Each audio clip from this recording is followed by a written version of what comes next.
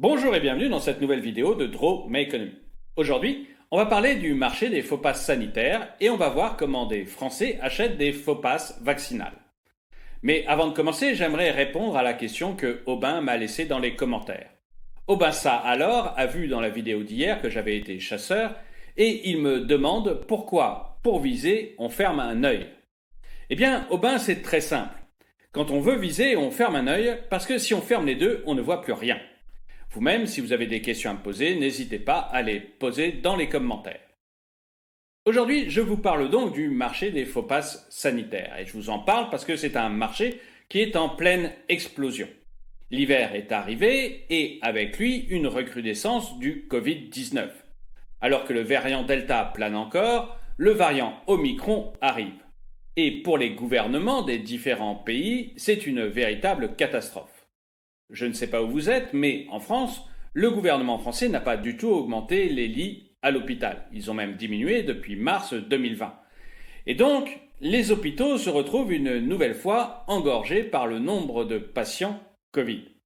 Face à ça, la plupart des gouvernements dans le monde ont décidé d'imposer des mesures restrictives à leur population. Et par exemple en France, l'une des mesures, c'est de transformer le pass sanitaire en pass vaccinal, histoire d'obliger toute la population à se vacciner.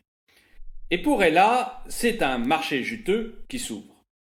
Ella bien eu, je vous en ai déjà parlé, c'est une pirate informatique qui habite en Martinique, une pirate des Caraïbes, quoi. Et elle a tout de suite vu l'intérêt des passes sanitaires et des passes vaccinaux.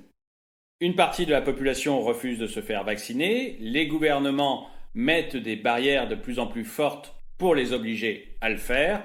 Ella a donc un marché en vendant des précieux sésames, les passes sanitaires et demain les passes vaccinaux, à ces personnes. Le client typique pour Ella, c'est Anne. Anéantie, je vous en ai déjà parlé. Elle s'est fait vacciner une fois et puis ses règles ont été fluctuantes, assez douloureuses, et elle a même fini par faire une dépression. Et du coup, il n'est pas question pour elle d'avoir de nouveau une vaccination. Jusqu'ici, elle acceptait de faire un test de temps en temps pour sortir et avoir son pass sanitaire. Et puis le test est passé d'une validité de 72 heures à une validité de 24 heures. Elle a un peu tiqué parce que du coup, si elle voulait sortir 2 fois dans le week-end, il fallait qu'elle fasse 2 tests, mais elle l'a accepté. Seulement maintenant, le pass sanitaire va devenir un pass vaccinal. C'est-à-dire que si Anéantie ne fait pas de vaccin, elle ne pourra plus aller au restaurant, au bar, dans les cinémas, et on la menace même de ne plus pouvoir travailler.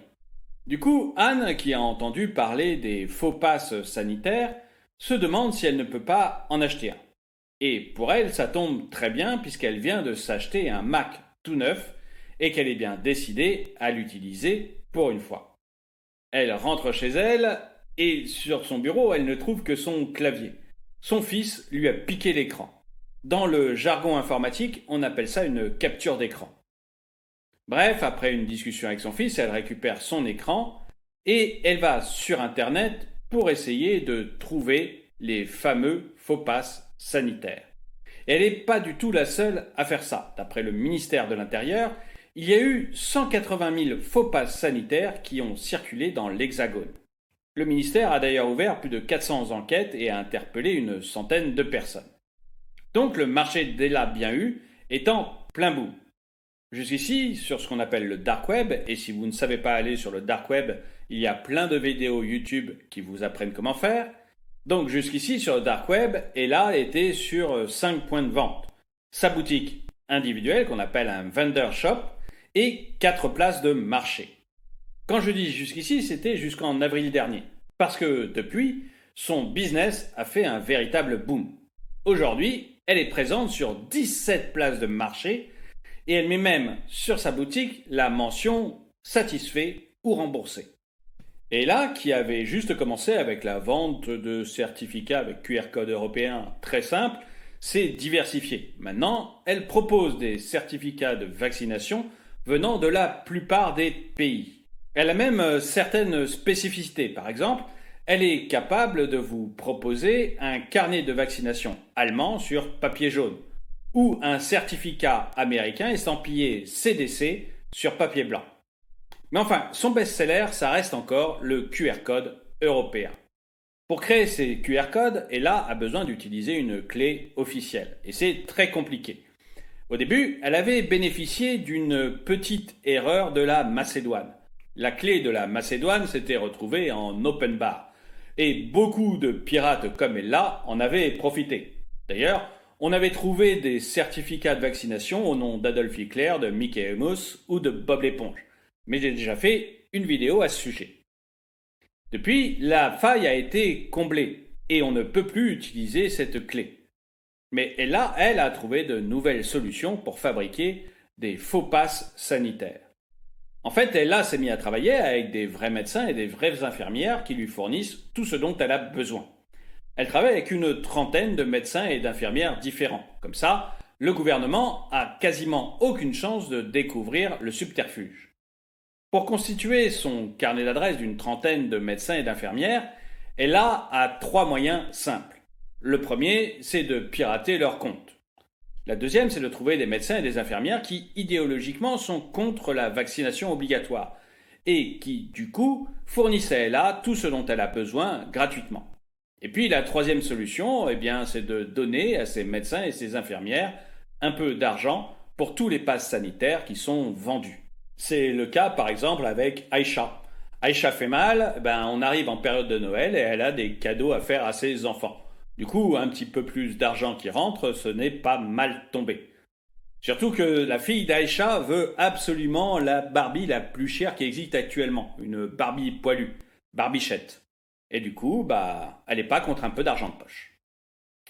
Bref, Ella a maintenant un moyen très simple de fabriquer des faux passes sanitaires et il est quasiment impossible pour le gouvernement de le détecter. Pour faire connaître son offre, pour faire connaître ses produits, bref, pour rencontrer sa cliente, Ella a une méthode toute simple. En fait, elle est présente sur des groupes de discussion anti-vaccins, que ce soit sur Telegram, sur Snapchat ou sur WhatsApp. Certains de ces groupes agrègent des centaines de milliers de personnes. Et du coup, pour Ella, c'est assez facile de communiquer et de trouver ses nouveaux clients. C'est d'ailleurs sur ces groupes qu'Ella s'est aperçue qu'elle avait de plus en plus de concurrents. Ella a compté qu'il y avait 9 boutiques individuelles en plus de la sienne sur le dark web. Alors en réalité, il y a probablement beaucoup plus de 10 boutiques. Mais c'est ce qu'Ella a réussi à compter. Et d'ailleurs, maintenant qu'il y a beaucoup de vendeurs, la guerre des prix est déclarée. Et les tarifs peuvent être très variables d'une boutique à l'autre ou d'une place de marché à l'autre. Grosso modo, pour un pass sanitaire, ça vous coûtera entre 39 et 2800 $. Et là, a même pu identifier un de ses concurrents sur YouTube. Ils vendent ce qu'ils veulent, jusqu'ici, ils vendaient sur le dark web principalement du Viagra volé. C'était un criminel endurci. Mais avec l'arrivée des passes sanitaires et des passes vaccinaux, et l'énorme demande qu'il y a, il s'est un peu réconverti. Et pour mieux trouver ses clients et leur prouver qu'il fait du bon travail, Yvan Skivol a fait une vidéo sur YouTube. Sur la vidéo, il montre les faux certificats qu'il vient de créer et si vous essayez de les vérifier, vous verrez que les QR codes fonctionnent. Yvan montre aussi l'interface du logiciel qu'il utilise pour créer les faux passes. Et si vous regardez sur l'interface, vous apercevez qu'il a déjà vendu 1700 faux passes sanitaires. Et comme Yvan les vend 250 € en moyenne, ça veut dire qu'il a tout simplement gagné 400 000 € cette année en vendant des faux passes sanitaires. Mais revenons à WhatsApp. Anniversaire est rentré dans un groupe WhatsApp très important de discussion anti-vaccin. Et elle voit donc passer un message d'Ella qui dit que sur telle adresse internet, on peut trouver des faux passes. L'adresse internet correspond évidemment à la boutique d'Ella. Annie y va, tapote un peu, trouve le pass avec le QR code français et décide de l'acheter. Au moment de payer, Annie se pose quand même une question.